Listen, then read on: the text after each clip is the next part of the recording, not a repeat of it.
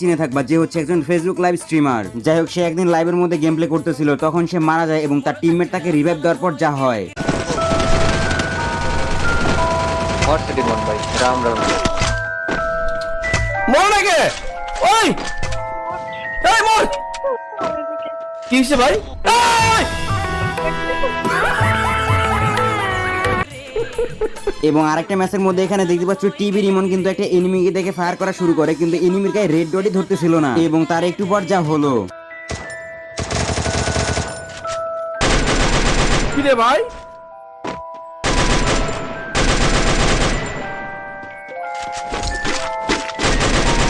এটা কে? আরে টিমমেট এটা। মানে নেটওয়ার্ক ইস্যুর কারণে কিন্তু এখানে টিমমেটের নাম হাইড হয়ে গেছিল, সেটা বুঝতে না পারে উড়াধুরা ফায়ার করতেছিল। এবং এই গ্লিচটা কিন্তু আগে অনেক পরিমাণে হতো, কিন্তু বর্তমান সময়ে আর এই গ্লিচটা দেখা যায় না। যাই হোক, তোমাদের ম্যাচের মধ্যে কি এই ধরনের গ্লিচ হয়েছিল কমেন্টে জানাতে পারো। ওকে, তো নাম্বার 5 ইটস কাব্য। আশা করছি ইটস কাব্যকে তোমরা সবাই চেনো এবং এটাও ভালো করে জানো যে সে সবসময় গেম প্লে ভিডিও আপলোড করে থাকে। কিন্তু একদিন সে BD71 গিল্ডের প্লেয়ারদের সঙ্গে তার অডিয়েন্সকে পরিচয় করিয়ে দিচ্ছিল, ঠিক তখনই এমন একটা ঘটনা ঘটে, ভাই রে ভাই, না দেখলে বিশ্বাসই করবা না। আমরা আজকে দেখা শুরু করব। সো আমাদের বর্তমান সময় ভিডিওর ভাই এটা কি और শটগান কোন জায়গা ভাই এটা আল্লাহ শেষ ভাই ভাই কেরে লজ্জা করে একটু ভাই ফ্রি ফায়ারের মধ্যে গ্লিচের তো অভাব নাই, তাই বলে জায়গা মতো শটগান ঢুকাই দিছে রে ভাই।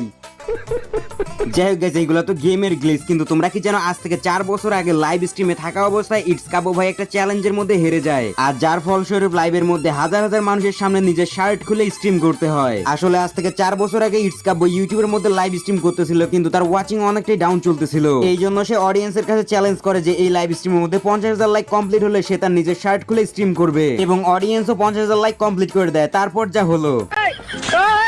ভাই ঠিক আছে তোরা খুশি ভাই খুশি তোরা খুশি হয়ে যাবে।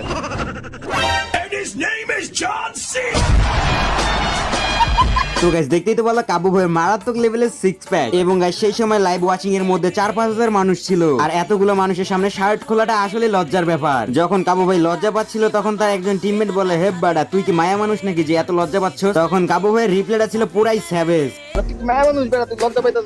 তুমি কাহিনী করো না, তুমি শার্ট খুলে এসে 3-4 হাজার মানুষের সামনে স্ট্রিম করো। যাই হোক গাইস, তার এই হাস্যকর মুহূর্তটা আগে কোথাও দেখেছিলে নাকি প্রথমবার দেখলা তা অবশ্যই কমেন্ট করে জানিয়ে দিবা। আর এতক্ষণ পর্যন্ত যারা যারা ভিডিওটা দেখতেছো জাস্ট ইটস কাব্য লিখে কমেন্ট করবা, তাহলেই বুঝে যাবো।